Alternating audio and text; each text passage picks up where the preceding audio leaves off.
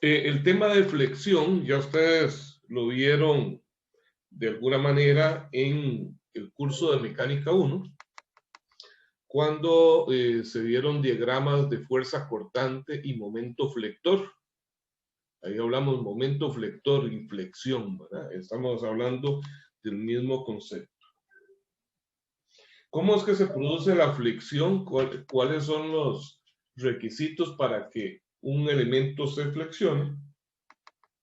Vamos a decir que un elemento se flexiona cuando es sometido a fuerzas cortantes y la flexión la vemos entonces como una deformación que tiende a generar formas de arcos en la pieza deformada. Dependiendo de la complejidad de las cargas aplicadas, pues entonces también va a variar la geometría de la pieza una vez deformada.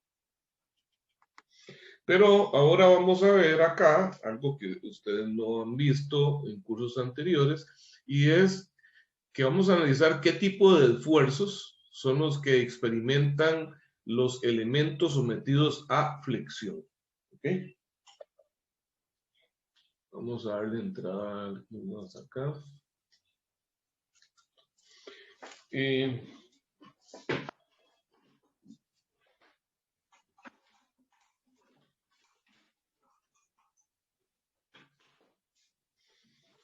Para ello, les muestro acá. Voy a ver si aquí se puede. Sí. Ok, esto es un libro con el lomo muy suave. Me interesaba verlo así. Voy a ponerle una...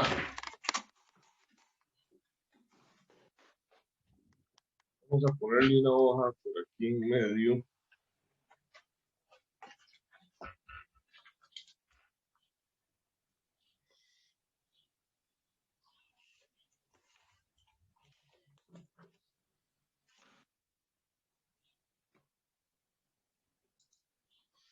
Ok, observen este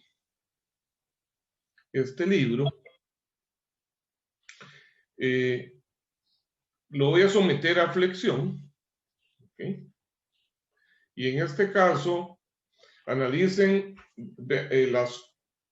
el extremo de las hojas. Vean que al inicio, cuando está totalmente recto, las hojas están también, siguen una línea recta en el extremo.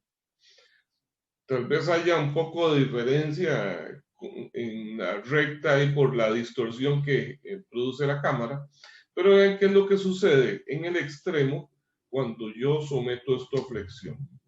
¿Okay? ¿Qué pasa con las hojas de abajo? ¿Qué observan ustedes? ¿Qué observación podrían hacer con las hojas que están más abajo, viendo el extremo ahí? Vean aquí al extremo derecho. ¿Qué es lo que observan? ¿Qué cambió con ellas? Vean cómo está sin flexionar y ahora cuando lo flexiono. ¿Qué es lo que ocurre con ellas?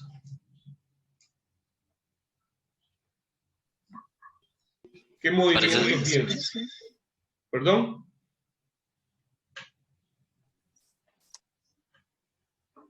Se arquean y crean como más espacio entre ellas.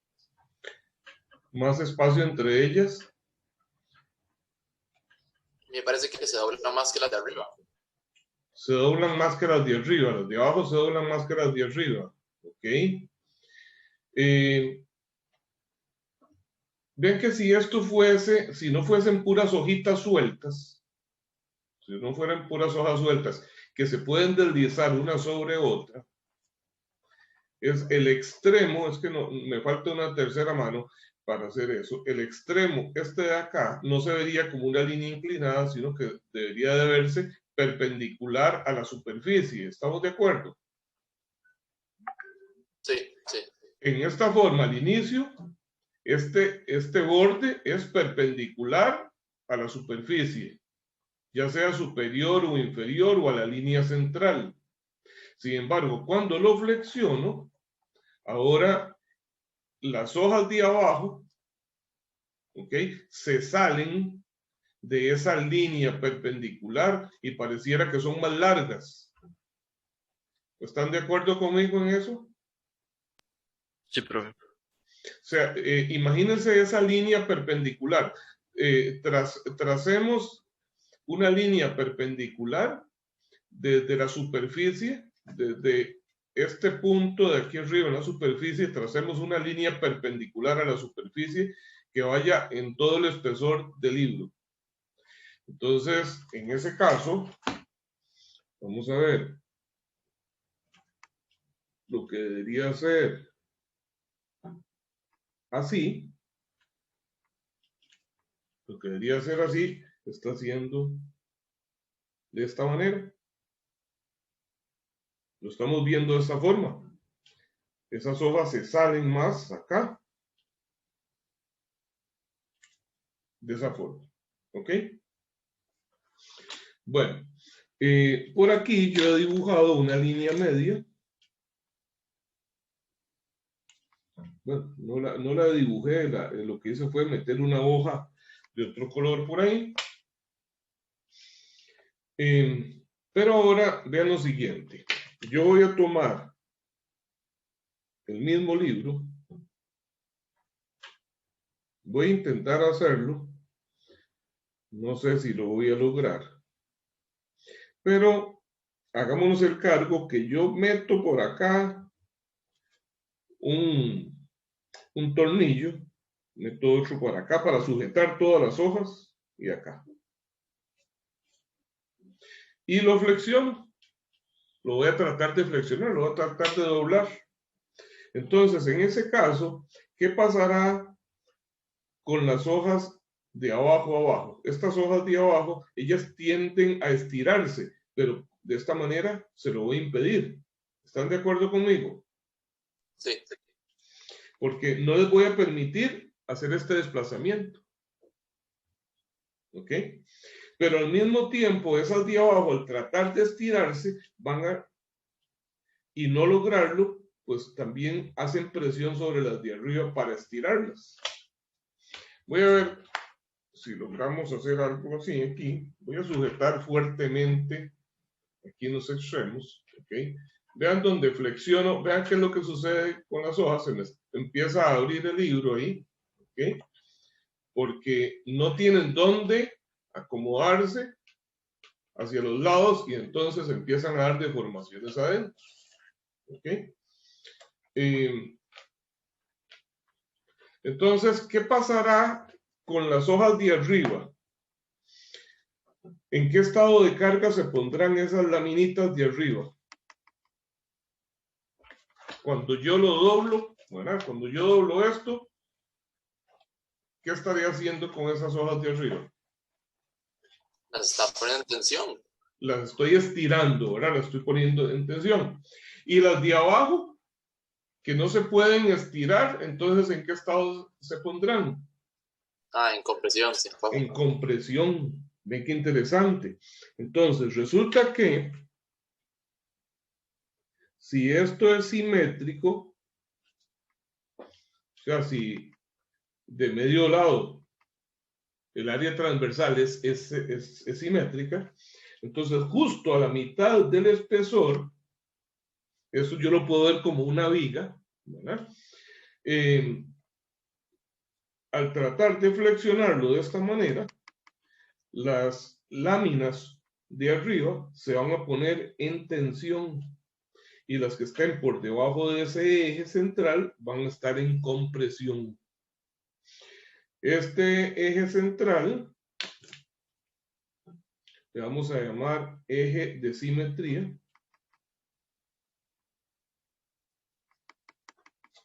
¿Ok? Y entonces, ahora sí, eso deformado de esta manera,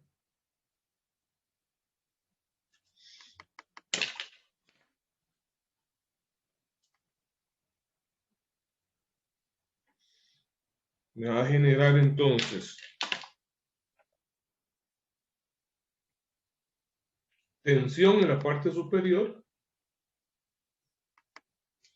y compresión en la parte inferior. justo a la altura del eje de simetría, aquí no hay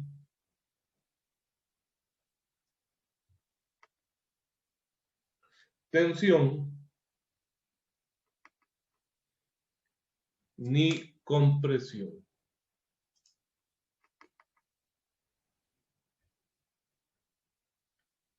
Antes de proseguir, me gustaría, y con muchísimo gusto los voy a atender, que pregunten todo lo que consideren necesario, si hay algo que no les queda claro sobre esto que estoy indicando. ¿Por qué razón esas hojas de arriba, que ahora para un elemento cualquiera vamos a llamar las fibras superiores y las fibras inferiores? ¿Por qué unas se ponen en tensión y por qué otras en compresión al deformarlo de esa manera? ¿Está eso claro? ¿Alguien tiene dudas? Todo claro por el momento. Si la deflexión fuese al revés, si fuese un arco hacia arriba, entonces se invierte la ubicación de las fibras que están en tensión y en compresión. ¿Ok? Si en vez de doblarlo hacia arriba, lo doblo de esta otra manera, lo flexiono de esa manera, entonces ahora son las fibras que están del lado de abajo las que se ponen en tensión. Ok.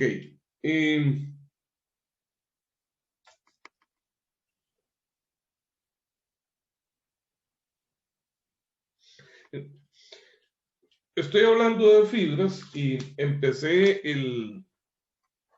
la explicación con el libro, ¿verdad? Un libro que tiene páginas sueltas, capas que se pueden desplazar una con respecto a la otra. Sin embargo, resulta que en cualquier material sólido sucede lo mismo. ¿Cuáles son las capas? Esas capas de material, lo que representan las hojas individuales ahí en ese libro, en un material sólido, están conformados por capas de átomos que se deslizan unas sobre otras en un proceso de deformación.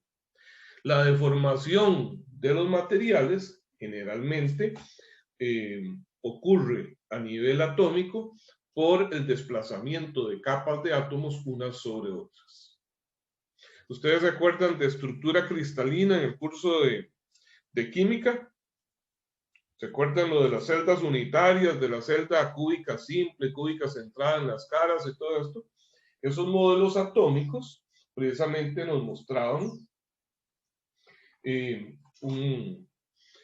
una serie de átomos representados por esferas formando capas unas sobre otras. Entonces, cuando nosotros flexionamos un material, esas capas de átomos se deslizan unas sobre otras, tal como lo vemos en el caso del libro, como se desplazan unas hojas sobre otras. Entonces, con esto lo que les quiero explicar es que no es necesario que el material sea laminar, o sea, que sea compuesto de muchas laminitas ahí, como para pensar que esto ocurre.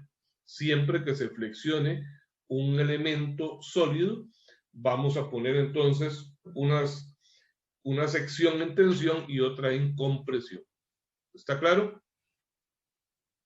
Sí.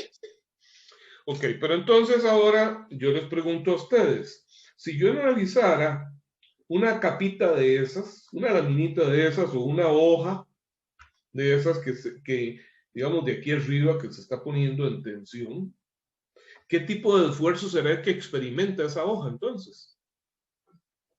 ¿Cómo será un esfuerzo? ¿Cómo se llama un esfuerzo que pone a un elemento en tensión? Normales. Es un esfuerzo normal, exactamente. Un esfuerzo normal. Entonces, vean qué interesante. Vamos a tener esfuerzos normales por flexión, que a su vez, ¿quién produce esa flexión? Vean en este caso, ¿quién está produciendo esta flexión, esta carga? ¿Cómo se llama esta carga? Por su dirección con respecto a la viga. Cortante. Cortante. Entonces, vean qué interesante. Una fuerza cortante que ya de capítulos anteriores vimos que produce esfuerzos cortantes. Vamos a ver que además produce flexión y la flexión a su vez genera esfuerzos normales. ¿Ok? Entonces vamos a ver esfuerzos normales por flexión. En ese caso decimos que el esfuerzo normal por flexión va a ser igual al producto del momento flector por una variable C, que ya vamos a ver qué es, entre el momento de inercia del área transversal.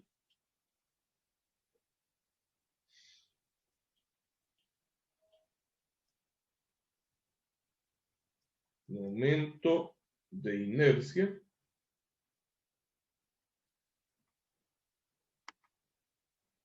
del área transversal. Pero el área transversal está en un plano con dos ejes, ¿verdad? Vamos a ver, supongamos que el área transversal de esta viga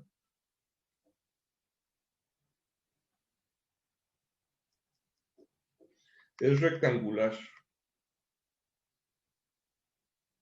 Es así.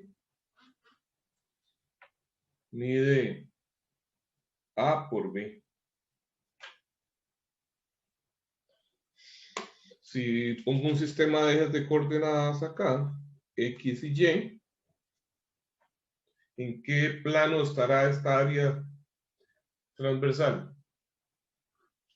La viga está en el plano XY y el área transversal, que sería como ver de aquí para allá, de derecha a izquierda, ¿en qué plano estará? En Z. Plano YZ, YZ. YZ. Y se vería así, ¿verdad? Plano YZ. Entonces, si yo les digo que es el momento de inercia del área transversal, es de esta área. Pero el momento de inercia, recordemos que se determina con respecto a algún eje. Entonces, ¿cómo saber yo? ¿Es con respecto al eje Y o con respecto al eje Z?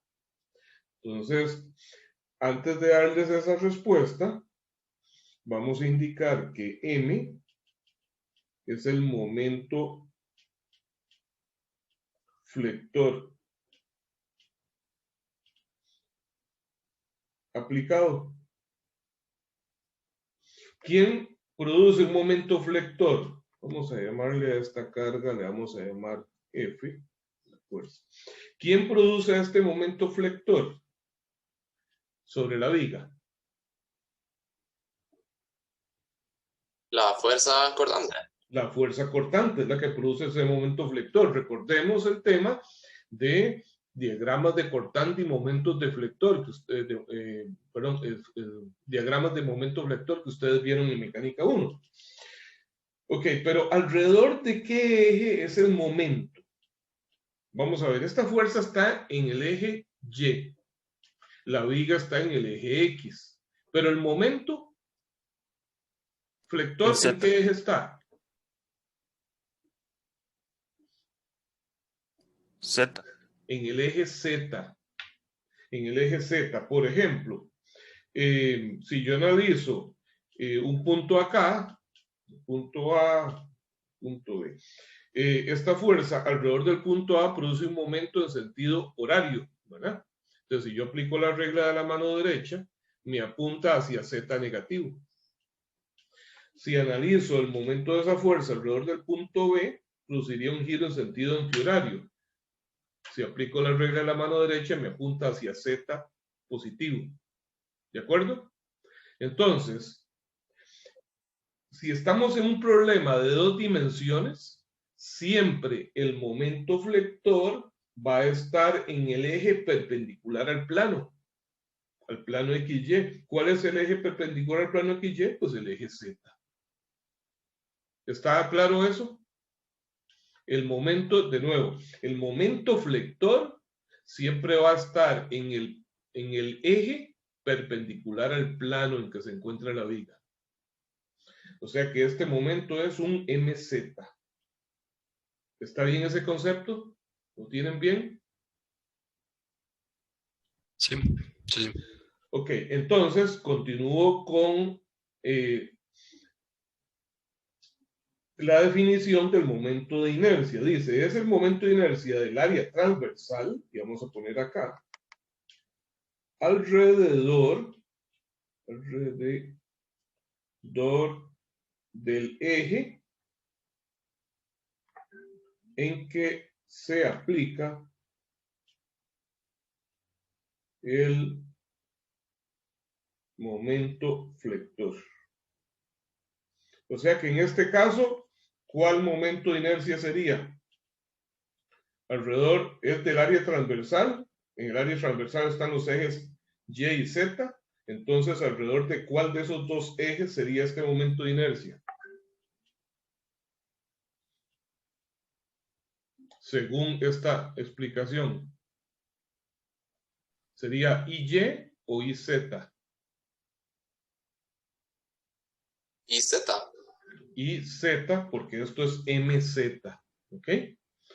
Yo podría ponerle aquí un subíndice Z a ambas cosas, pero tal vez más bien los podría enredar, porque no podría decir que siempre es el momento en Z con el IZ, porque podría ser que los ejes estén acomodados diferentes. Pero lo cierto es que el eje de estas dos variables va a ser el mismo, el del momento y el del momento de inercia, el momento flector y el momento de inercia. Ok, y por último, C es la distancia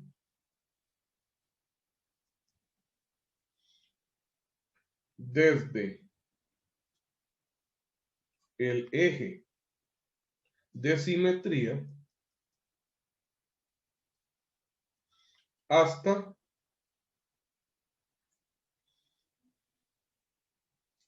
la profundidad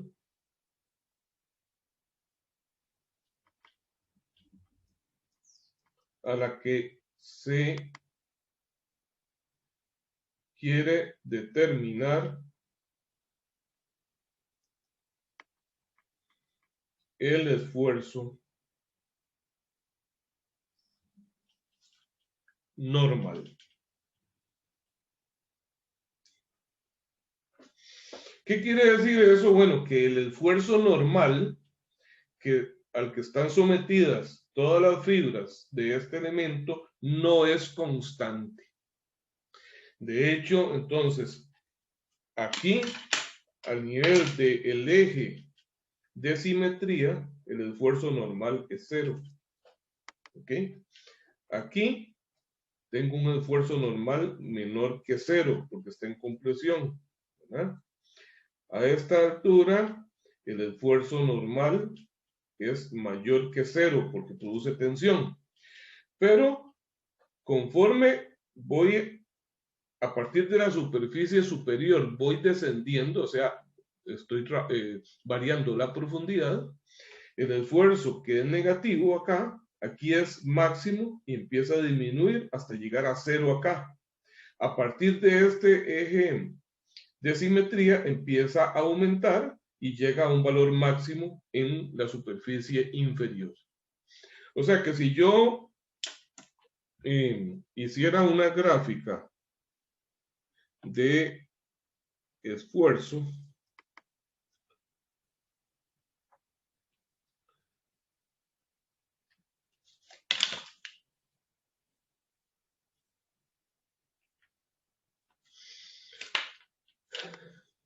esto es el eje de simetría y esto es la viga. Entonces, en este caso, el esfuerzo negativo arriba, ¿verdad? Con un valor negativo máximo en la superficie, es 0 acá, y la relación es lineal, porque en esta ecuación M es constante, el momento de inercia también es constante y C es una variable. Esto sería como la ecuación de una recta, ¿verdad? Mx más B, donde no hay una constante B, solamente una constante que multiplica, en ese caso, a la X. Bueno, aquí podría ser a la Y, pero aquí la variable es C. Entonces, esto sería la gráfica de esfuerzo normal. Y vamos a decir que este valor es el esfuerzo máximo de tensión, ¿verdad? Porque aquí es positivo, positivo va a ser tensión, esta otra parte es negativo, y entonces este es el esfuerzo máximo de compresión. ¿Está bien? A ver, preguntas. Profe, esa gráfica, perdón, Ujú. para la barra de abajo. Sí, digamos, La otra vamos a sería decir que esto igual. es la viga, ¿verdad? Esto es la viga.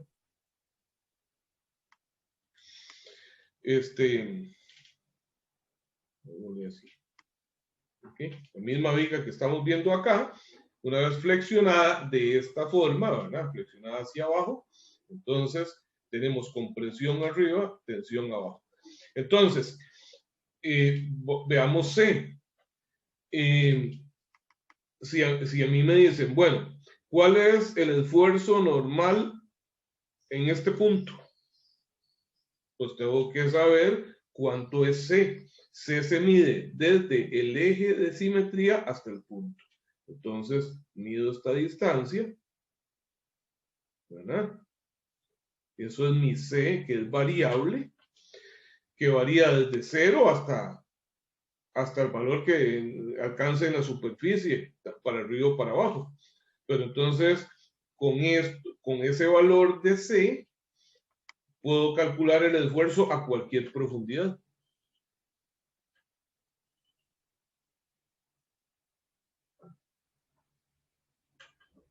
¿Está bien? Sí. ¿Seguros? ¿No hay ninguna pregunta? ¿Todo está claro? Bueno, Profe, entonces, ¿sí? otra vez con la gráfica. Si Ajá. yo hiciera en la otra que tiene Cierto. tensión arriba, Ajá. eso se vería con la pendiente al revés. Se vería aquí así, ¿verdad? Al revés. Ajá, Positivo arriba y negativo abajo. Ujú, ok. ujú. Ok. Ahora resulta que debemos indicar que el eje de simetría, vamos a ver qué es el eje de simetría. El eje de simetría es el eje que pasa por el centroide del área transversal.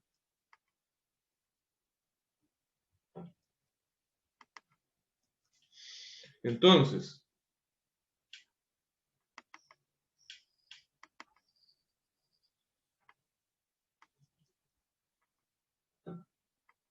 vamos a ver para diferentes áreas transversales.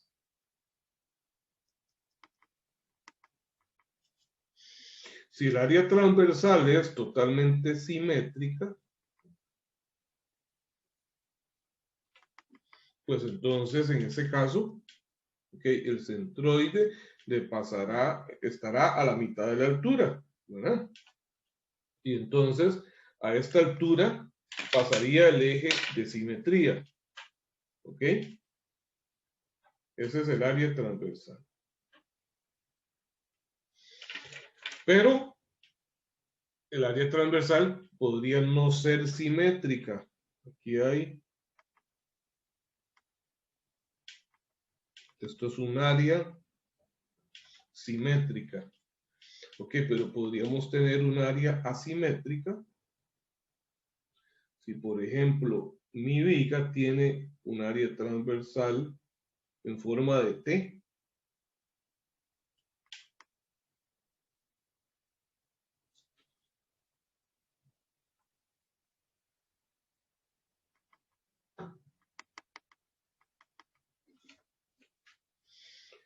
En este caso, vamos a ver si esto es de altura total, esto es más o menos la mitad de la altura. Con respecto a esta línea que define la mitad de la altura, ¿a dónde creen ustedes que estaría ubicado el centroide de esta pieza? ¿Justo a la mitad de la altura, o más arriba, o más abajo? Más arriba. Más arriba, ¿verdad? Porque hay un recargo de área por ahí, y entonces va a estar como por ahí. Ese va a ser el centroide.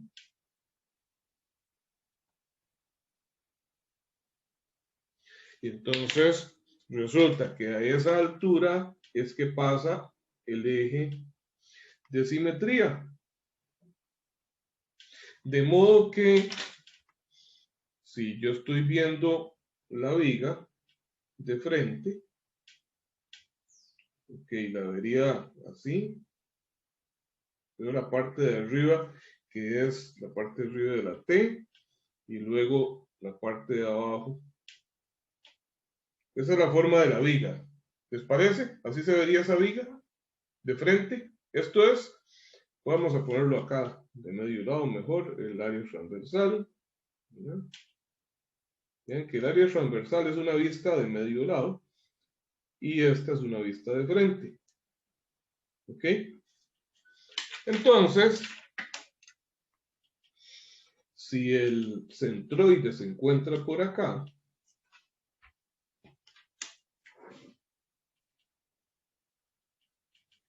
por aquí tengo el eje de simetría. ¿Ok? De modo que si yo flexiono esta pieza de esta forma,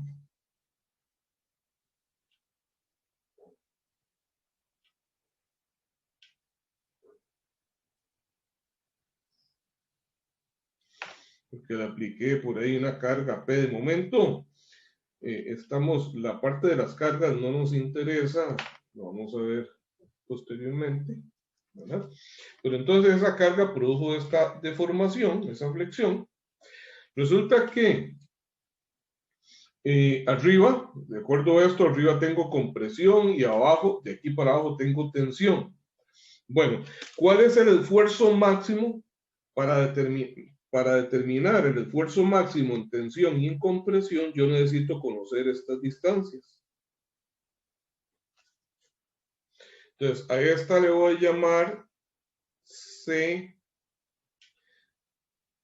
sub C máximo. El subíndice C significa compresión. C es la variable, ¿verdad?, para determinar el esfuerzo, que es M por C entre I. Y esta le voy a llamar C sub T máximo. Es el valor C máximo para tensión. Entonces, en este caso, el esfuerzo máximo de tensión no va a ser igual al esfuerzo máximo de compresión. ¿Estamos de acuerdo? Sí. ¿Por qué? Porque en esta ecuación el momento de inercia es común para el cálculo en cualquier punto, y el momento flector también. En esta ecuación lo que cambia es C. Entonces, si el valor de C para tensión y para compresión es diferente, pues esos dos valores no son iguales. Mientras que si el área es simétrica, aquí sí el esfuerzo máximo de tensión va a ser en magnitud igual al esfuerzo máximo de compresión. ¿Por qué? Porque la distancia del eje neutro hasta la superficie de arriba y hasta la de abajo es igual. ¿Está claro?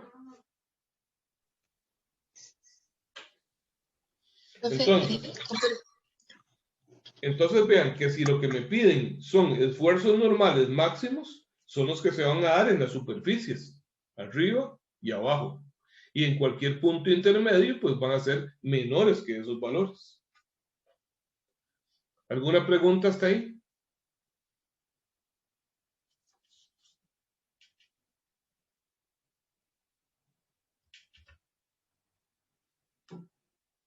¿Todo está claro? ¿O todo está oscuro? Ok, continuamos entonces. Ahora me voy a referir a esta variable. ¿Okay? ¿De dónde vamos a obtener esto? ¿De dónde vamos a sacar esos momentos de inercia? Esos momentos de inercia no siempre estarán en tablas, ¿verdad? ¿Alguien tiene el libro físico ahí a mano? En el libro, Sí. ok, le agradecería si buscan las páginas del frente o las páginas de atrás para ver si viene una tablita de momentos de inercia.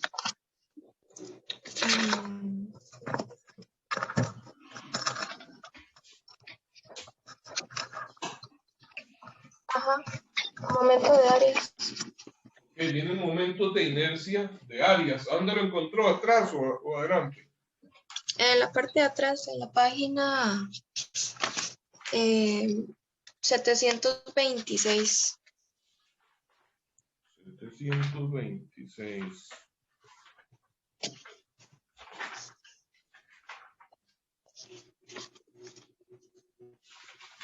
El PDF está en la 745. Bien, mi libro no tiene 726, qué raro. Mi libro llega hasta la 724.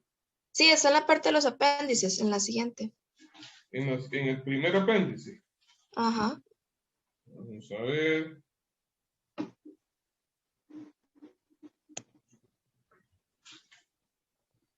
Momentos de áreas. Es lo que tengo primero. Centroides. Ah, ok. No, yo lo tengo en la última página del libro. Ok. Si ustedes se fijan en esas tablas, es algo muy pobre, ¿verdad? Esas tablas es muy poquito lo que tienen. Estoy viendo acá, me aparecen 1, 2, 3, 4, 5, 6 tipos de áreas. Me aparece un área rectangular, triangular, circular, semicircular, cuarto de círculo y elipse. Eso es todo lo que tiene. Algunas tendrán un poquito más que otras, pero lo cierto es que nunca voy a encontrar, o sea, no puedo pretender encontrar siempre en tablas el momento de inercia del área que yo tenga por ahí. Entonces vamos a aprender o a repasar, yo no sé qué tanto vieron ustedes de momentos de inercia en mecánica 1.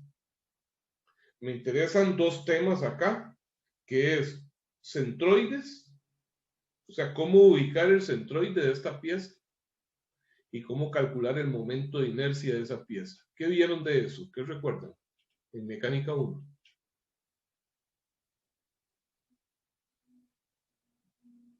Supongo que ustedes llevaron mecánica 1 ahora durante la pandemia, ¿verdad? Y tengo entendido que algunos temas por ahí Lo llevé antes. fueron quitados. ¿Sí? Lo llevé antes y lo vimos, pero sí sé que esos temas no los dejaron de evaluar, pero los evaluaron menos. No sé si fue solo en tareas o algo así. ¿Alguien más tiene algún comentario acerca de esos temas? Profe, bueno, yo lo llevé en pandemia, pero digamos, de lo que recuerdo, usábamos ¿Sí? más que todo los de las tablas, claro, Solo usaban tablas ahí. Sí. Sí, profe, yo igual lo llevé en pandemia y ese tema en realidad casi no lo vimos. Muy por encima, fue. Está bien, muchas gracias. Eso lo necesitaba saber para ver a partir de dónde tengo que arrancar. Entonces, vamos a hacer un paréntesis un momento en esfuerzos normales por flexión y vamos a ver dos cosas, que sería entonces el cálculo del centroide y Cálculo de momentos de inercia de áreas compuestas. ¿Ok? No vamos a inventarnos, a veces en los textos se inventan cosas rarísimas, áreas rarísimas, pero en la vida real eso no van a aparecer. O sea, voy a ponerles algunas áreas de ejemplo de lo que puede ser en la vida real el área transversal en una viga. ¿Okay? Entonces, vamos a ver, un tipo podría ser ese, efectivamente en forma de T. ¿Verdad? Entonces voy a dibujar una viga en forma de T y le vamos a poner dimensiones.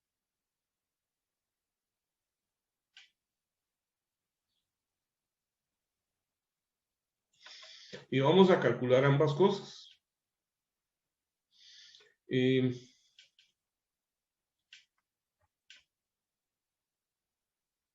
Pongámosle dimensiones.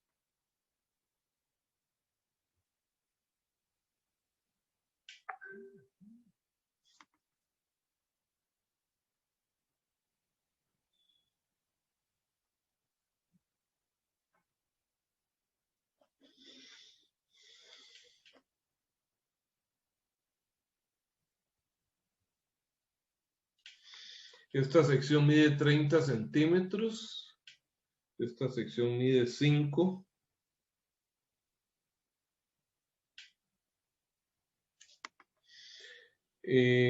Esto mide 5 centímetros también. Y aquí tenemos 20.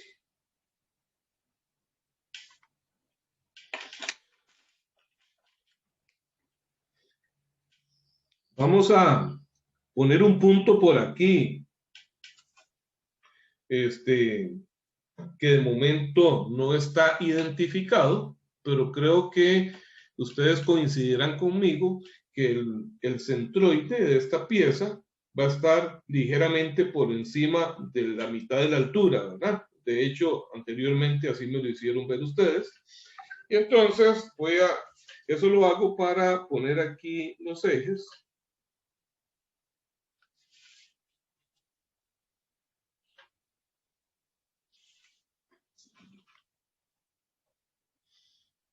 Y y Z.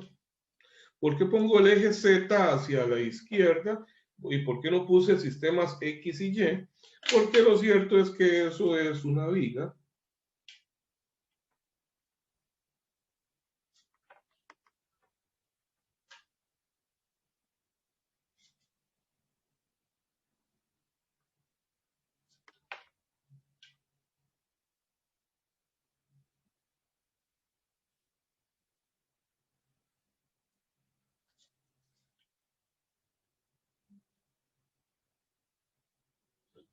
Profe, ¿cuál es la medida de la dimensión superior de la viga?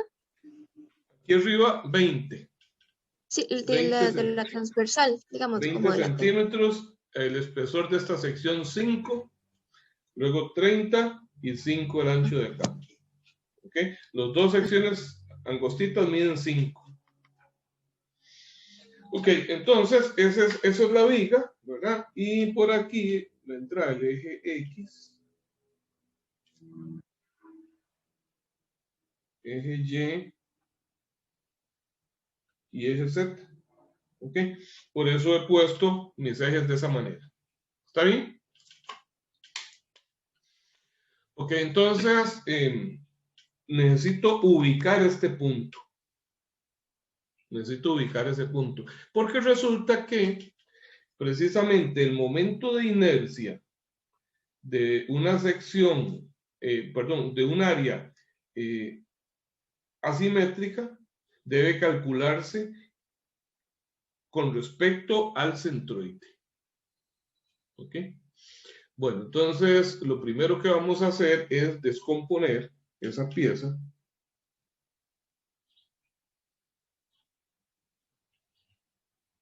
en tantas partes como sea necesaria para que su análisis corresponda a piezas que sean áreas comunes. Entonces voy a decir que esto es la suma de un rectángulo horizontal más un rectángulo vertical. Si están copiando esto, en este dibujo en particular, tengan cuidado. Aquí tal vez se me salió un poquito, pero no tanto, de que estas alturas coincidan. Sí, se me fue mucho ahí, pero bueno. Voy a hacer trampa ahí, voy a engrosarla por acá para que, bueno, me interesa es que me coincidan estas dos cosas, ¿ok?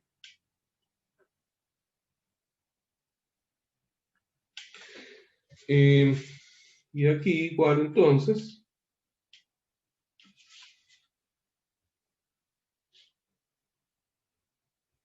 hasta acá. Bien, entonces yo voy a poner un eje aquí vertical. Algo importante es que esta pieza no es simétrica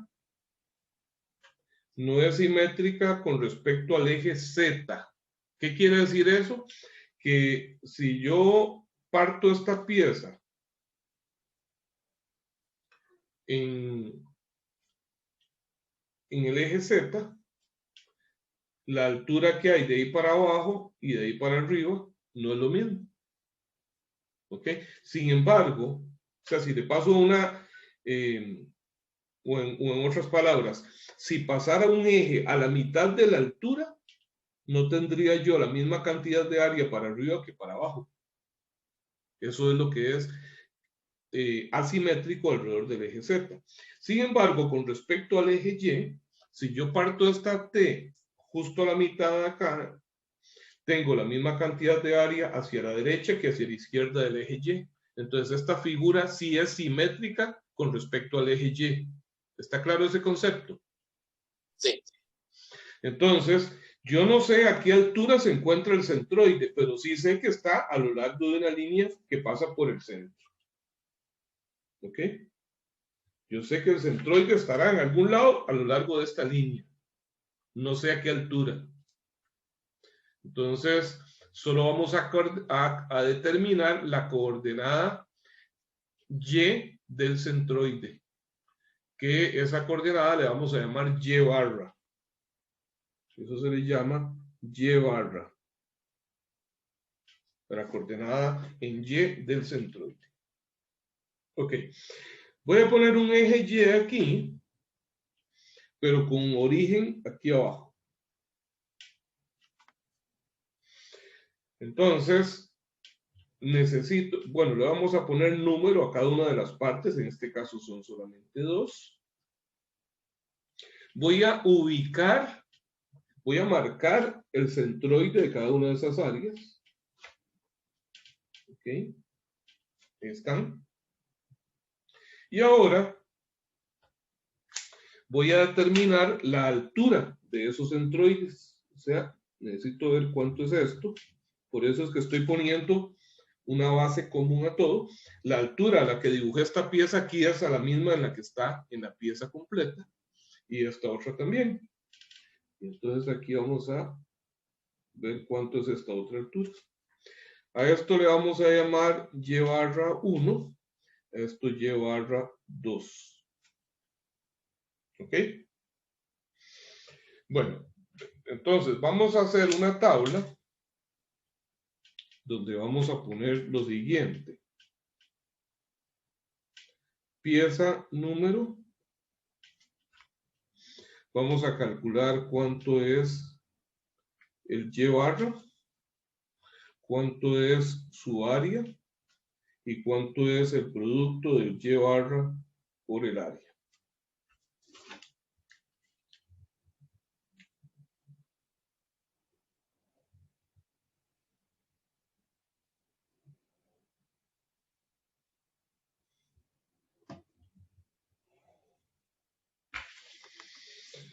Ok, entonces tengo la pieza número 1.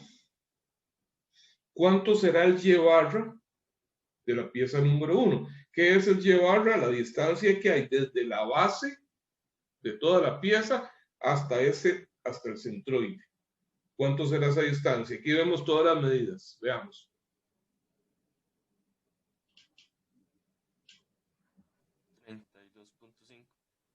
Sería 30i de aquí a acá.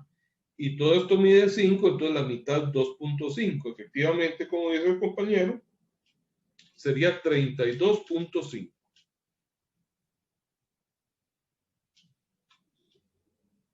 Ok, ¿cuál es el área de esa pieza? Esa área mide 20 por 5, ¿verdad? 20 por 5, 100 centímetros cuadrados. Y ahora multiplico una cosa por la otra. 32.5 por 100. Entonces me queda 3.250. ¿Estamos bien hasta ahí? Sí.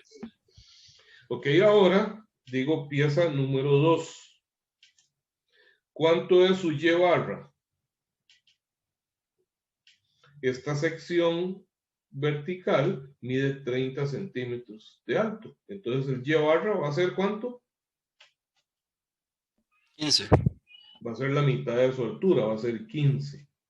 Y el área va a ser 30 por 5, 150. Ahora multiplico Y barra por área. 15 por 150 me da 2.250. Alguien que verifique eso.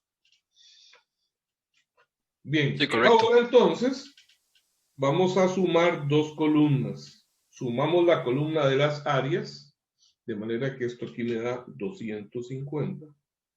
Y sumo la columna de los productos de Y barra por A, sería 0, 0, 5, 5.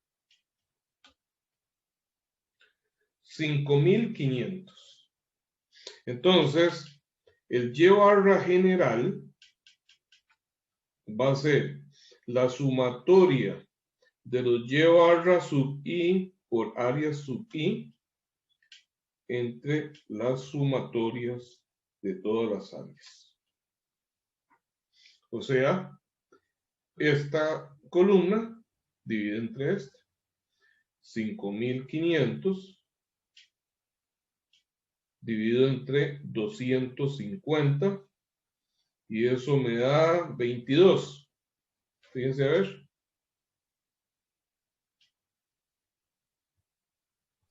Sí.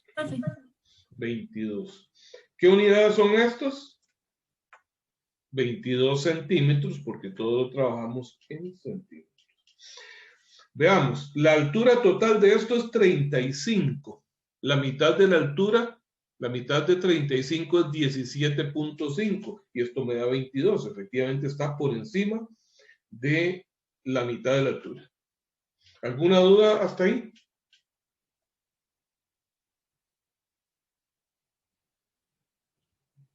¿Estamos claros? Esto es el Y barra general, este que puse aquí.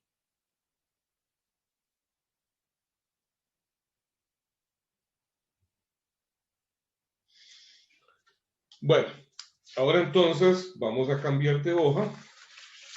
Voy a dejar el dibujito por ahí de momento, porque ahora ya hicimos entonces el cálculo del centroide, ¿verdad? Ya hicimos esta primera parte. Ahora vamos a ver el momento de inercia.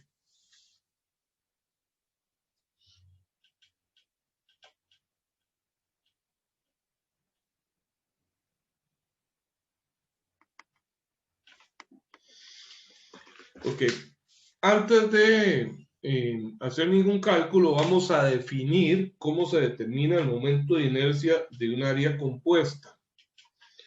Yo les sugeriría que lo anoten por ahí y dice que el momento de inercia de un área compuesta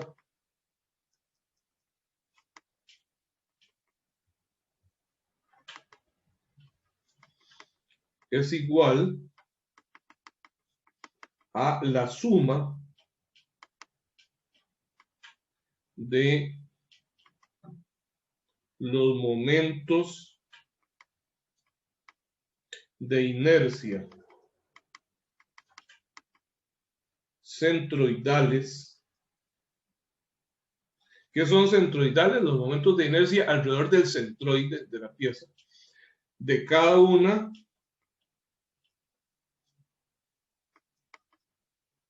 de las áreas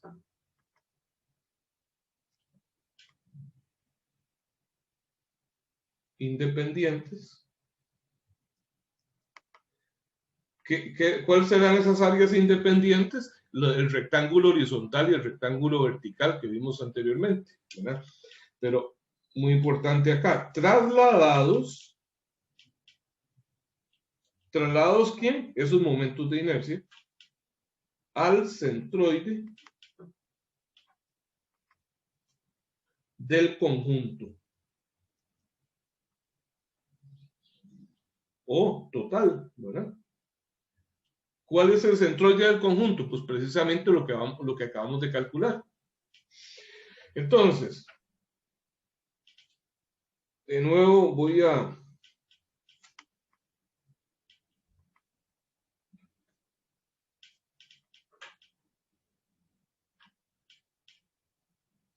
dibujar las áreas.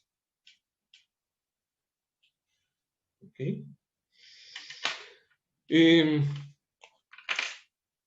Ya conocemos el centroide, la ubicación del centroide. Aquí está.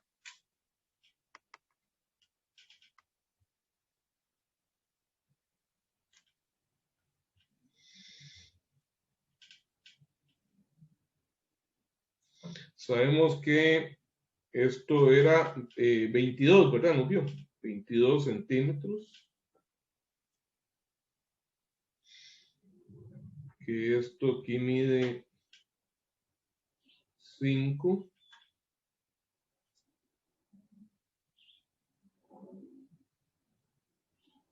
Que todo esto mide 30. Sí, 30.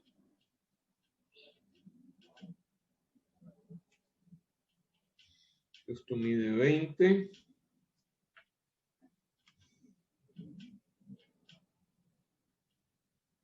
Y esto 5 centímetros. A esta área le llamé 1 y a esta área número 2. El centroide de esta está aquí, el de esta está por acá. Pero los voy a marcar también en el dibujo del conjunto. Este y este. Voy a trazar una línea para acá a partir del centroide del conjunto.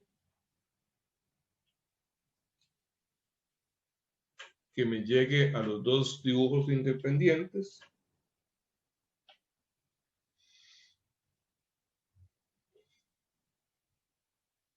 Y una más acá del centroide de cada pieza.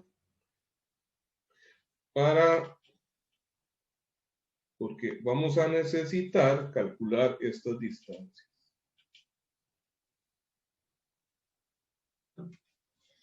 La distancia desde cada centroide individual hasta el centroide del conjunto. ¿Ok? A esas distancias desde el centroide individual al del conjunto les voy a llamar D, con un subíndice que identifica el número del área. Entonces esta va a ser D1 y esta se va a llamar D2. Por favor, no dejen de preguntar, es importantísimo que les quede bastante claro, así que pregunten todo lo que sea necesario.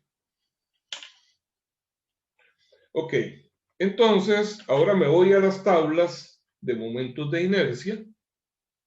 Le voy a solicitar a alguno de ustedes que, ya sea en el libro digital o físico, que busque el momento de inercia de un área rectangular.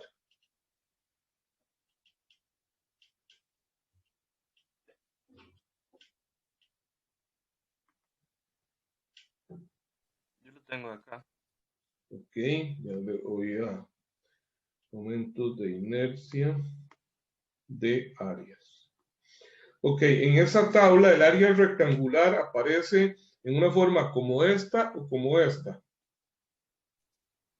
Como 1. Como el primero, más ancho que alto. Sí. Ok, entonces probablemente no hay tanta diferencia entre el alto y el ancho, como así, ¿verdad? Aparece ahí. Y entonces, en esa tabla, aparecen ejes que le pasan por el puro centro. ¿Estamos de acuerdo? ¿Así sale? Sí. Ok, y esos ejes le llaman X y Y. X y Y prima. Ok. X prima, Y prima. X prima, Y prima. Y entonces, esa tabla dice que el momento de inercia alrededor del... Ah, bueno, y las dimensiones de esa área. Profe, perdón, se le ve un poco cortado la hoja. Me parece que tiene que... Sí, gracias. Las dimensiones de esa área, ¿cómo? H en la altura. La altura H. Ajá. Y B en la longitud. La base se llama B. ¿Ok? La base es B, la altura H. Entonces ahora sí, dice que IX, dice que es... Profe, IX el prima. origen, ahí hace falta saber dónde está uno viendo el eje de coordenadas, X y Y. Sí, es importante acá, o sea, siempre en las tablas me van a dar la ubicación del centroide, o sea que en este caso, como el área es totalmente simétrica, está a la mitad de la altura y a la mitad del ancho, el origen de coordenadas.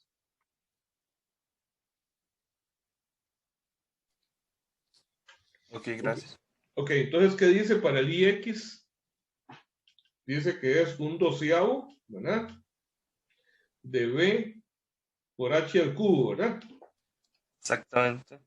Y el IY dice que es un doceavo de H por B al cubo. Ok, esto es lo que dicen las tablas. Sin importar, en esas tablas no pueden adivinar qué me va a salir a mí en el problema.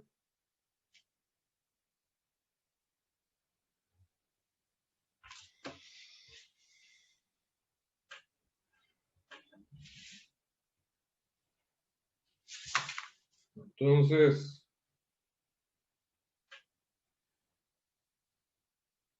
eso está aparte.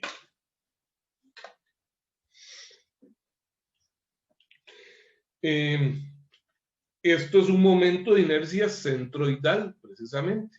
¿Por qué centroidal? Porque está calculado con un conjunto, alrededor de un conjunto de ejes ubicado, cuyo origen está ubicado en el centroide de la pieza. Entonces,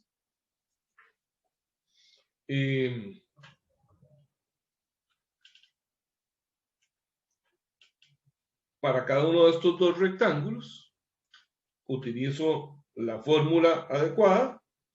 Primero tengo que decidir cuál es el eje, cuál de estos dos momentos de inercia voy a utilizar para esas áreas. ¿Ok? Yo necesito el momento de inercia, recordando que esto es, para nosotros, voy a poner de nuevo la hoja anterior. Vean, nuestros ejes son Y y Z. ¿Ok? Pero en la tabla, bueno, y aquí dijimos en la hoja tras anterior que el momento de inercia era alrededor de qué eje. Vamos a ver si es que esta alrededor del eje se aplica la flexión, porque se le aplica una carga P aquí en el extremo. Digamos que eso está empotrado, ¿verdad? Esa viga está empotrada ahí, se le aplica una carga P aquí en el extremo y entonces la somete a flexión. ¿Ok? Cuando yo vaya a calcular el momento, los esfuerzos normales por flexión, van a ser M por C entre I. ¿Alrededor de qué eje están este momento flector? Z, ¿verdad? El eje Z. Y entonces este momento de inercia es en Z también. Z también. Siempre van a coincidir. Yo les decía que no puedo poner esto como una fórmula genérica con estos subíndices porque, por ejemplo, ¿qué pasaría si en vez de aplicar una carga P en el eje Y, la aplico en Z? Esto se me va a flexionar más bien alrededor de Y. Entonces los momentos serían en Y, ¿verdad? Pero lo importante es que coincidan estos dos. Ok, entonces necesito calcular el IZ de esta área transversal. Ok, ahora sí, nos venimos para acá. Y me vengo a la tabla y aquí no aparece el IZ. ¿Qué hago con eso? No importa cómo se llamen los ejes. Aquí podrían llamarse los ejes A y B, ¿verdad? O podrían llamarse los ejes rojo-azul. No importa el nombre de los ejes. Lo importante es identificar con respecto a esa área cuál es la orientación o cuál es la dirección del eje que yo necesito. ¿Ok? Bueno, esta área está en un plano de 2 dimensiones, y entonces yo puedo definir un eje vertical y un eje horizontal. ¿Alrededor de cuál de esos dos ejes es que necesito el momento de inercia? ¿Alrededor del eje horizontal o del eje vertical?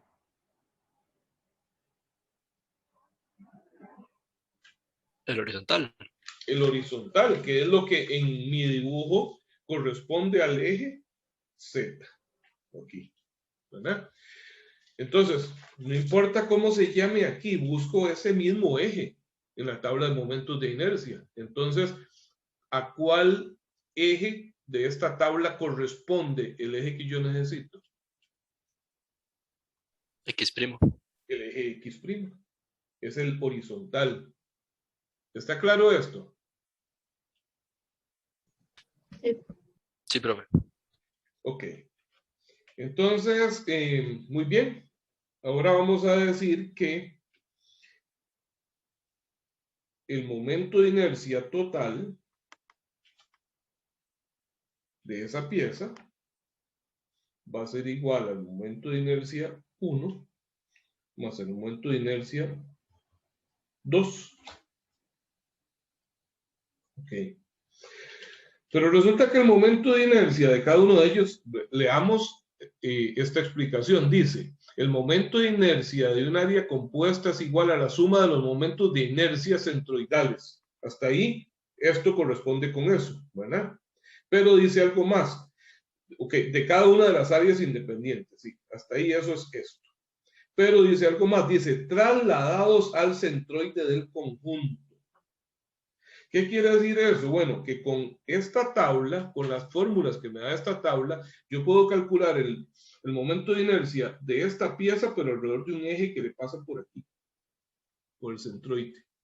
Pero yo necesito el momento de inercia de esa área, pero alrededor de este eje, que es el eje que pasa por el centroide del conjunto. De igual forma, el momento de inercia que me da la tabla me permite calcular el momento de inercia del área 2, pero alrededor de un eje que le pasa por acá, el centroide. Pero yo lo necesito alrededor de este eje. Para eso, entonces, se utiliza algo que se llama teorema de ejes paralelos. ¿Vieron algo de eso? Sí. Sí. Ok, vamos a refrescar la mente y entonces decimos que I1, veamos. Veamos, por favor síganme acá. Si están copiando, paren de hacerlo y les doy tiempo para que lo hagan posteriormente. Vamos a calcular el momento de inercia de la pieza 1. Me vengo acá. Esta es un rectángulo igual que eso. Dice el IX es 1/12 de la base. ¿Cuánto es la base de este rectángulo? 20. 20. Por la altura, que es 5 al cubo. Ok, pero hasta aquí es el momento de inercia por este eje. Y ahora, para trasladarlo acá, utilizamos lo que se llama ejes paralelos, que dice que es más el área por la distancia de 1, que es la distancia que hay, la distancia perpendicular que hay entre este eje y el eje del conjunto. ¿Ok? Al cuadrado. Esa área mide 20 por 5, ¿verdad? ¿Y cuánto será de 1? Vamos a calcular acá. Veamos. ¿A qué altura está el centroide del número 1? Este punto, ¿a qué altura estaba con respecto a la base de todo? 32.5. Estaba a 32.5. Y este centroide del conjunto está a 22. Entonces, D1 será 32.5 menos 22. Eso es entonces 10.5 Sí. centímetros. Y D2, vamos a ver, el centroide de este elemento está a la mitad de su altura, que era 15, ¿verdad? Todo esto mide 30, entonces esto está a 15. Y este punto está a 22. Entonces 22 menos 15, 7 centímetros. Revísenlo a ver si está bien. Sí. Entonces aquí pongo D1, 10.5, entonces por 10.5 al cuadrado. ¿Ok? Veamos cuánto da eso entonces, el I1.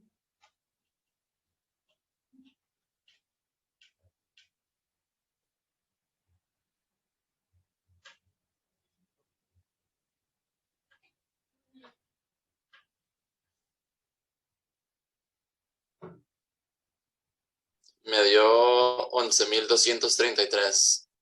11.233. Ese número es muy alto porque nos está dando centímetros cúbicos.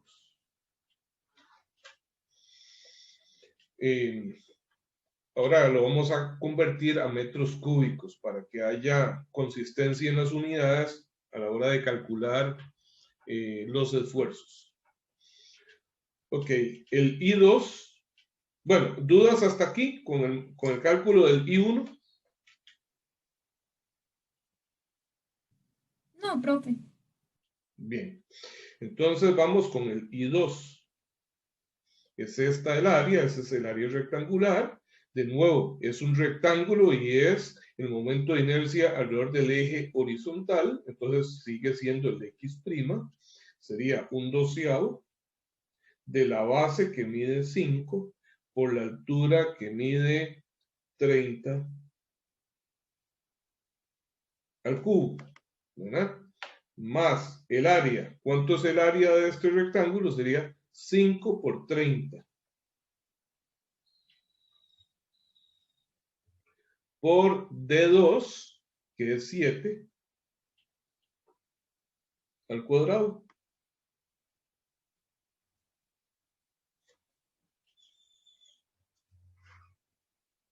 En 18.600. 18.600 centímetros cúbicos. No, perdón, esto no es a la 3, es a la 4, ¿verdad? Vean, el área es al cuadrado y esto al cuadrado, esto es a la 4. Centímetros a la 4. Muy bien, entonces ahora sí, el I total va a ser la suma de esos dos. ¿Cuánto nos da? En 29.833. 29.833 centímetros a la 4. Ese es el momento de inercia, entonces, que necesito para el cálculo del esfuerzo normal. ¿Está bien? Sí. Profe, yo No voy tengo a una duda. calcular un esfuerzo normal en este caso. Bueno, no, sí está bien, podemos hacerlo. Voy a retroceder acá para poder hacer esto completo. Entonces le voy a poner una magnitud a la fuerza P. Voy a poner que es de 20 kilonewton. Y voy a indicar que la longitud de esta viga es de 3 metros. ¿Ok? De modo que... Profe, ¿Sí? me parece que un compañero tenía una duda. Ajá. Adelante. Sí, era en el cálculo del segundo momento de inercia.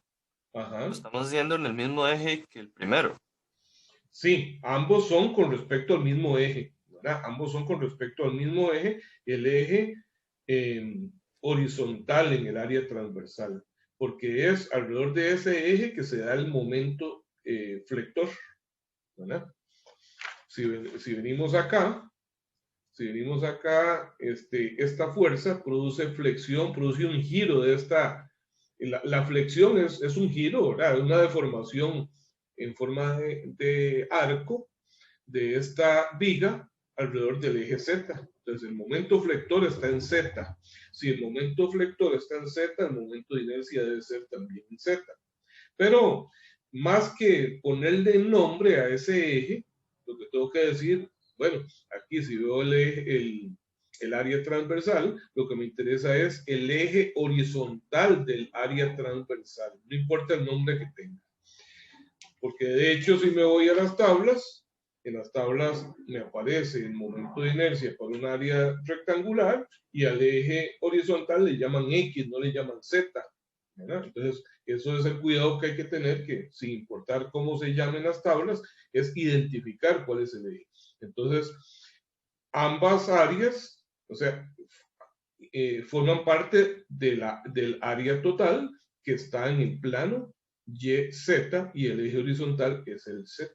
Entonces, el eje para ambos debe ser el mismo. ¿Está bien? Ok. Si no hubiera simetría en Y, hay que hacer el otro cálculo de Y también. Si no hubiese simetría en el eje Y, hay que hacer el otro cálculo. Sí y no. Si el momento es alrededor del eje Z, entonces lo que me interesa siempre es el IZ. Podría ser, por ejemplo, que vamos a ver, que esa área transversal, que esa T... Para encontrar el centroide, me refiero. Ok, para encontrar el centroide, sí, claro, ¿verdad? Lo que pasa es que el centroide no lo determinamos porque sí, nada más, sino porque lo que nos interesa es para saber dónde está el eje de simetría alrededor de la vertical, sobre la vertical. ¿Verdad? Podría ser que esa T sea asimétrica, ¿verdad? Así. Entonces, sí, en ese caso, pues yo no podría decir que el centroide está acá, ¿verdad? Va a estar más hacia la izquierda. Pero de igual forma, va a ser a esta altura en donde lo necesito. Entonces, no hay ningún problema. Necesitaría calcular, en este caso, nosotros calculamos el Y barra, ¿verdad? Aquí a lo largo de la horizontal sería el Z barra. Sería necesario si la carga no estuviese aplicada en el eje Y, sino que estuviese aplicada en el eje Z, porque entonces la flexión sería hacia atrás, sería alrededor del eje Y, ¿verdad? Alrededor del eje vertical. Y entonces, para ese caso sí necesitaríamos determinar dónde está ubicado el eje vertical de simetría, ¿verdad? Que podría ser algo ahí así. ¿Está bien? Sí, gracias. Ok. En algún momento vamos a ver ejercicios ahí con esas características, pero por ahora no nos preocupemos. Bien, entonces, regreso acá. Tengo mi viga con una carga de 20 kilonewtons, una longitud de 3 metros. Necesito saber cuál es el momento que tengo que poner acá. Muy importante. Ya aquí vamos avanzando con otros detalles. Y es que para eso, entonces, yo debo hacer un diagrama. Vamos a ver, esa viga, tal y como la dibujé, está empotrada.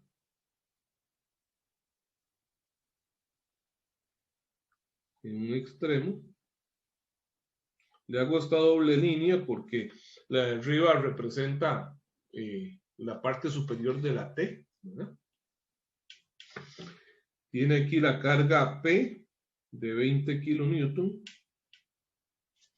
y ella tiene una longitud de 3 metros. Bueno, ¿para qué será que nos interesa determinar el esfuerzo normal que se va a producir ahí? ¿Qué creen ustedes?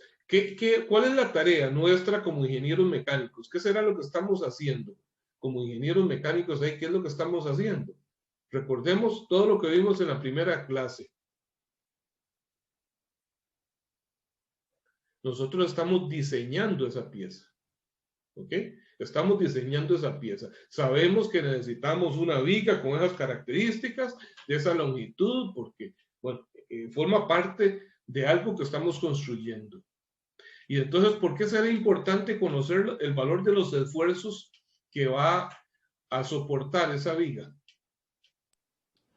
Para saber si estamos adentro de las tolerancias en las flexiones que puede haber ahí. Exactamente, para ver si esa viga va a resistir, ¿verdad? Entonces, ¿ustedes creen que el momento flector que soporta esa viga será constante a lo largo de toda la viga? ¿Será igual? No.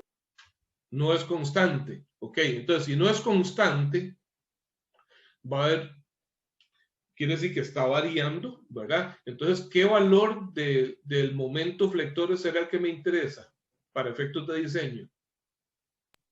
El máximo. El máximo, exactamente, porque sin importar dónde se produce, esa es la condición extrema para el diseño. Entonces yo necesito saber a dónde, ni siquiera es a dónde, sino la magnitud del esfuerzo, perdón, del momento flector máximo, porque ese momento flector máximo me va a permitir calcular el esfuerzo normal máximo. ¿De acuerdo? Eso va a ser igual entonces al momento máximo por C entre I. Y aquí vamos a hablar de tensión y de compresión. O sea, dos esfuerzos que tengo que calcular. Ya sabemos que esta área transversal es asimétrica y entonces esta distancia C medida desde el eje de simetría, y ya ahora sí sabemos por dónde pasa el eje de simetría, ¿verdad? Sabemos que pasa por aquí a una altura de 22 centímetros, ¿verdad? Desde la base. Esa distancia de ahí a la superficie superior y de ahí a la superficie inferior son diferentes. Entonces son dos esfuerzos que tengo que calcular.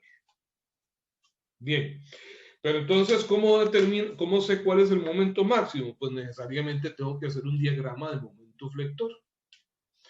En este caso es demasiado simple, pero no sería indispensable hacer el diagrama, pero vamos a hacerlo porque estamos aprendiendo el procedimiento. Entonces, lo primero que voy a hacer es un diagrama de cuerpo libre. En ese diagrama de cuerpo libre pongo la fuerza P, ¿ok? Y como lo que tengo en el extremo izquierdo es un empotramiento, ¿qué reacciones debo poner? Momentos, sí. Todas. Momentos, ajá. ¿En qué eje sería ese momento? Si el empotramiento yo lo viese, lo estuviéramos viendo en 3 dimensiones, pues entonces hay momentos en todos los ejes, pero en 2 dimensiones me queda solamente un momento que sería así. ¿Estamos de acuerdo?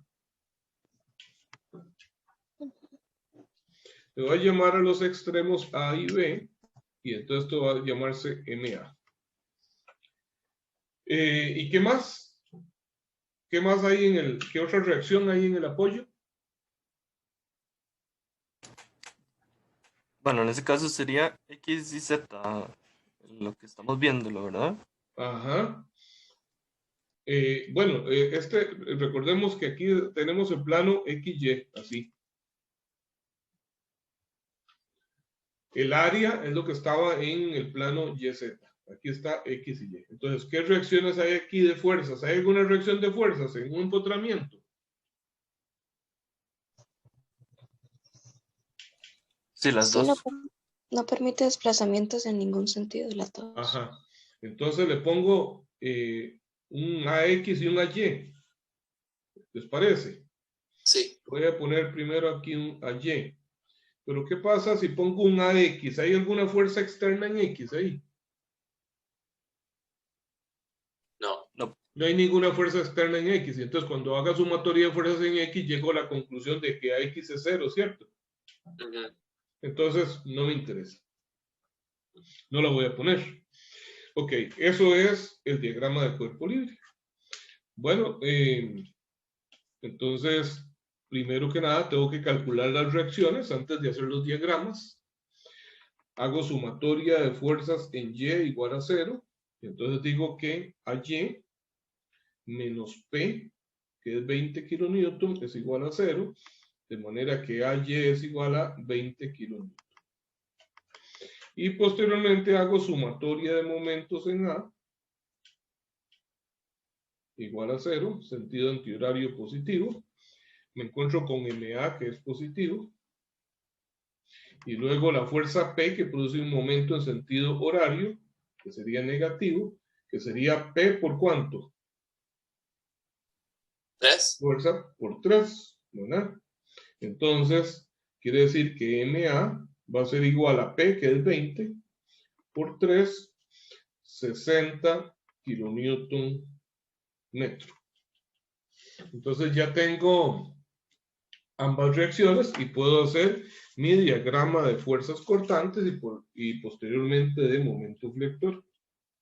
Profe, la dirección de MA es antihorario porque, digamos, ese momento tiene que oponer el momento causado por P. Se opone a eso, efectivamente. Entonces yo, por un análisis ahí puramente de inspección, ya yo por práctica digo, bueno, si esto es en el momento para allá, esto tiene que ser contrario. Pero no importa, si usted lo pone en el sentido opuesto, pues aquí le habría dicho que es negativo. Y entonces le dice, se equivocó en el sentido. Ok, entonces primero, fuerzas cortantes, que van a estar dadas en kilonewton. Es el diagrama de fuerzas cortantes.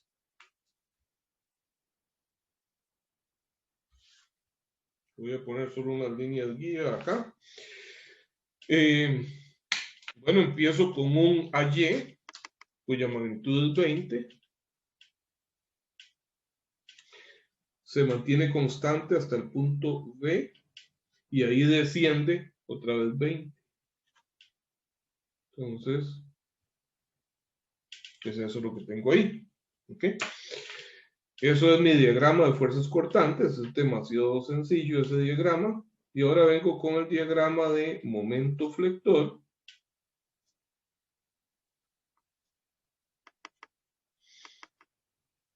Cuyas unidades van a ser kilonewton por metro. Ok, me encuentro primero con un momento aquí aplicado en el extremo. Entonces es un valor que yo tengo que sumar o restar inmediatamente acá, sin moverme horizontalmente. Ese es un momento positivo de acuerdo a mi sentido. Sin embargo, recordemos que los momentos aplicados en el diagrama de momentos se ponen en sentido contrario, se le invierte el signo. Si aquí esto es positivo, entonces en el diagrama de momentos se pone negativo. Entonces, la magnitud de ese momento es 60 kilonewton metro, entonces yo empiezo en menos 60. ¿Ok? Y a partir de acá, sumo o resto el área bajo la curva de el diagrama de fuerzas cortantes. Y esto es un área positiva, ¿verdad? Y esta área es de 20 de altura por 3, ¿verdad? Igual 60. Y estoy multiplicando kilonewtons por metro. Entonces, estoy en menos 60 y sumo ahora 60 y llego a 0. Ese es mi diagrama de momento flector. Y entonces, ¿qué me interesa extraer de este diagrama? El momento flector máximo, que sería 60 kilonewton metro. En este caso, no me interesa el signo, sencillamente la magnitud del momento. ¿Ok? Es la magnitud del momento que va acá. Porque el signo del esfuerzo se va a establecer en función de si estoy en una sección donde sometida a tensión o a compresión. Si el esfuerzo es de tensión va a ser positivo y si es de compresión va a ser negativo. Entonces, del momento me interesa es solo su magnitud. ¿Vamos bien hasta ahí? Sí, profe. Ok, entonces, ahora sí, ya tengo el momento máximo. Tengo el momento de inercia de todo el área transversal y ahora solo me interesa C. Ok, C para el cálculo de esfuerzos máximo en tensión y en compresión. Bien, como esto está cargado hacia abajo, entonces la deflexión de esto va a ser así, ¿verdad? Así es como se va a ver esto deformado. El eje de simetría sabemos que pasa por acá.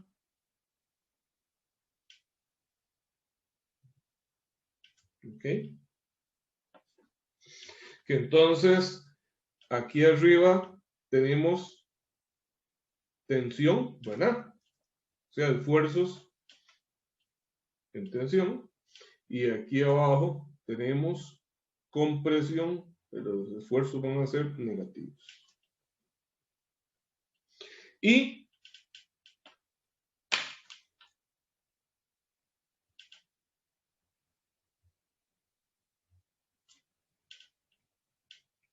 de aquí me interesa sacar, esto es el C máximo para tensión, ¿verdad? Y esto sería el C máximo para compresión. ¿Qué van a hacer esas distancias? La distancia que entonces hay desde el eje de simetría hasta la superficie superior y del eje de simetría a la superficie inferior. Para esto vamos a recordar el dibujo de la T, cuyo centroide calculamos.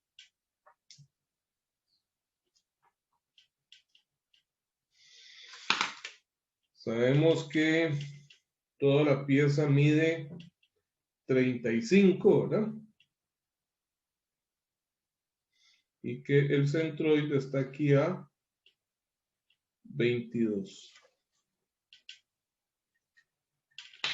Entonces, ¿cuánto es el C máximo para tensión? Sería esto. Sería 35 menos 22. ¿Y eso me da? 13. 13 centímetros. Y el C máximo para compresión es esto de aquí abajo. ¿Cuánto sería esta distancia? Pues corresponde a los 22. Entonces ahora sí.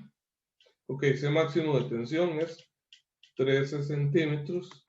C máximo en compresión es 22 centímetros.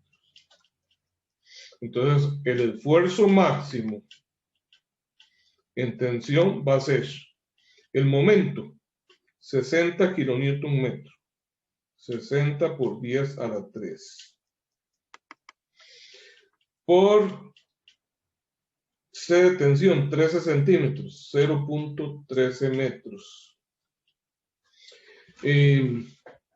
Voy a poner por acá el valor del momento de inercia para que lo completamos.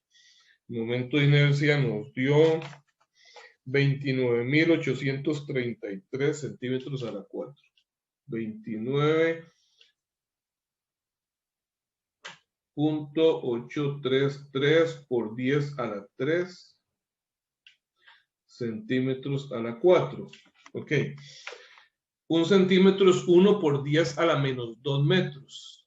Y si lo leo a la 4, 10 a la menos 2 a la 4 me da 10 a la menos 8.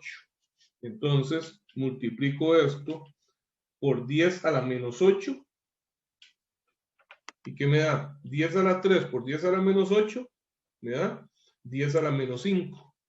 29.833 por 10 a la menos 5 metros a la 4. ¿Está bien? Sí. Ok, entonces lo vamos a poner acá. 29.833 por 10 a la menos 5. Veamos cuánto nos da eso. Ven que las unidades aquí son Newton metro. Multiplicamos por metros. Entonces me queda Newton por metro al cuadrado.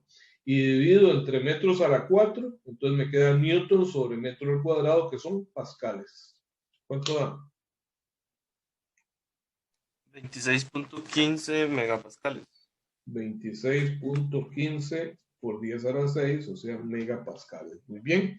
Y ya para terminar, el esfuerzo máximo en compresión sería el mismo momento flector,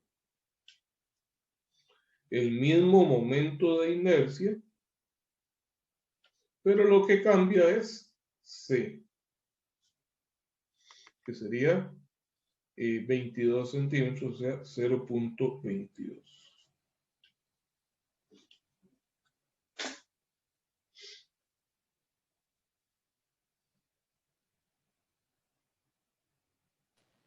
$44.25 medio.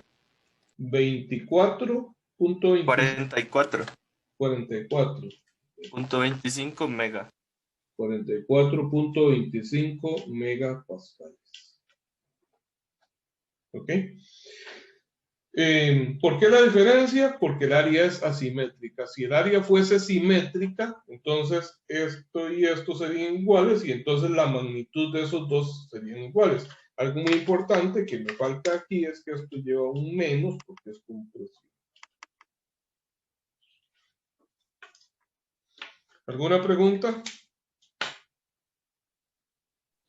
Pero una pregunta, ¿es posible que un material tenga diferentes, por decirlo así, límites para esfuerzo en tensión y compresión? Totalmente, totalmente. Más bien es poco común que tenga el mismo comportamiento en tensión que en compresión. Por ejemplo, los metales, en términos generales, ¿verdad? Siempre hay excepciones. En términos generales, tienen mayor resistencia en tensión que en compresión. Otro tipo de materiales, como los materiales cerámicos, tienen una gran resistencia a la compresión, pero muy baja a la tensión.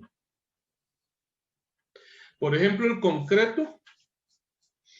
concreto se utiliza mucho, bueno, en construcciones civiles, ¿verdad? En la construcción de edificaciones. Una columna de concreto soporta una carga elevadísima en compresión. Normalmente las columnas en un edificio son los elementos verticales, soportan una gran compresión.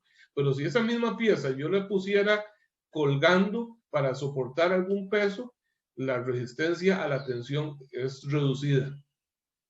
Se fractura con mucho mayor facilidad. Para mejorar la resistencia de los materiales, entonces normalmente se trabaja con materiales compuestos.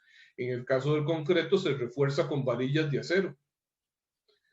De manera que por eso se llama concreto armado, porque entonces eso es una mezcla del concreto que tiene un comportamiento como de material cerámico y el metal. Entonces, en ese caso ya el concreto, al conjunto, el concreto le da la resistencia a la compresión y el metal, el acero, le da la resistencia a la tensión. Entonces, ellos juntos tienen un excelente comportamiento en ambos tipos de carga, ¿verdad? Pero cada uno de los dos asume un trabajo diferente. Entonces, resumiendo para su pregunta, muy importante, cuando vamos a trabajar con un material, debemos de buscar en las tablas de características de ese material ambos límites, ¿verdad? ¿Cuál es el esfuerzo máximo o el esfuerzo último en tensión y en compresión? Aquí estamos solo calculando la magnitud del esfuerzo, ¿verdad? Pero ahora estos esfuerzos tenemos que compararlos con el esfuerzo permisible del material, pero cada uno de los dos por separado. Entonces, el esfuerzo permisible en tensión y el esfuerzo permisible en compresión. ¿Está claro? Digamos, entonces, por ejemplo, ahí podría fallar la parte de arriba, pero la parte de abajo está bien, digamos. Bueno, si esta pieza es metálica, entonces yo les decía que los metales soportan mayor carga en tensión que en compresión. Entonces vean, ya aquí va perdiendo esa pieza, porque soporta más carga en tensión que en compresión. O sea, aquí es más débil, y es más débil y además se le está exponiendo un esfuerzo mayor, ¿verdad? Entonces, este valor para ese efecto en un metal va a ser más importante que este. Falla totalmente, pero la causa de la falla es la que cambia. Exactamente, exactamente. Entonces, digamos, si esa pieza hubiera sido metálica, hubiera sido mejor ponerla al revés. Exactamente, muy buena observación. En ese caso sería más aconsejable poner la parte horizontal de la T hacia abajo. Exacto. Porque se invertirían estas cosas. Entonces, el esfuerzo más grande es donde resiste más. Muy bien. Vamos a ver luego, a partir de la próxima semana, que, bueno, esta parte de esfuerzos por flexión, a veces tendemos a pensar que no son de nuestro alcance como ingenieros mecánicos, porque esto como que aplica mucho a estructuras civiles. Es cierto, lo que son vigas, se ven en edificios, se ven en puentes, en todo tipo de edificaciones civiles, pero debo indicarles que también en proyectos mecánicos. Por ejemplo, si yo estoy diseñando una grúa viajera, ¿ustedes saben qué es una grúa viajera? Las grúas viajeras se utilizan en plantas industriales para trasladar grandes pesos de un lado al otro en la planta. Entonces, hay unos rieles a lo alto en las paredes por donde corre. Voy a buscar a ver si me encuentro aquí una imagen y lo comparto.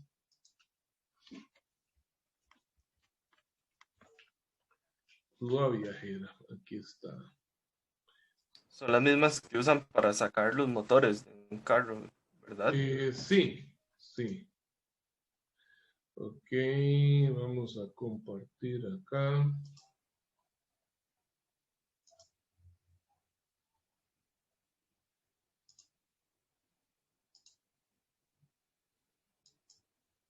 ¿Qué pasó?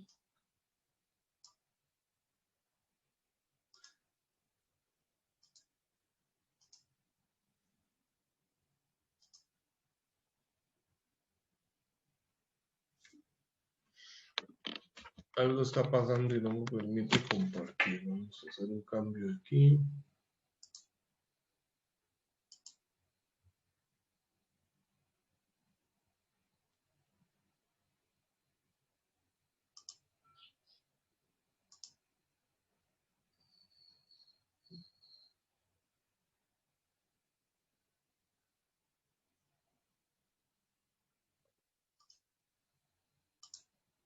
Ok, aquí está.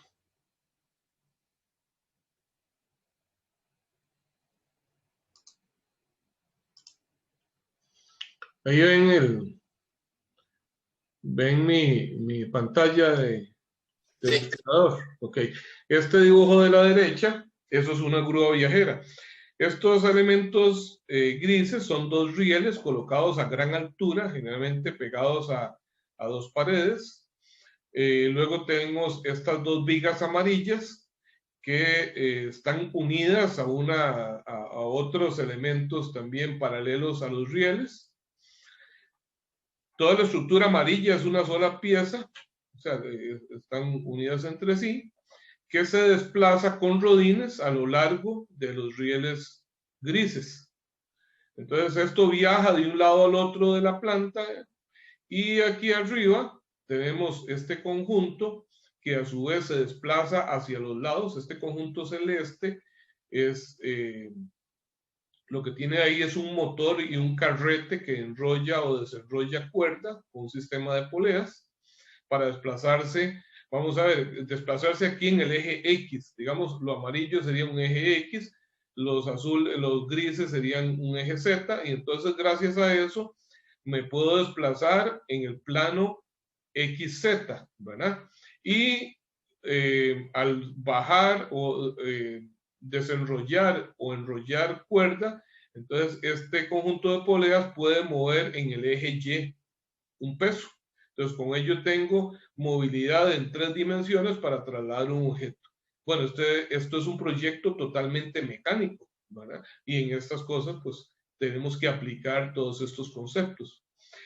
Pero además, también no necesariamente cuando hablamos de una viga nos tenemos que imaginar algo gigantesco y parte efectivamente algo como esto, sino que una viga es considerada una viga un elemento de máquina, una pieza de una máquina que está puesta en una posición horizontal o inclinada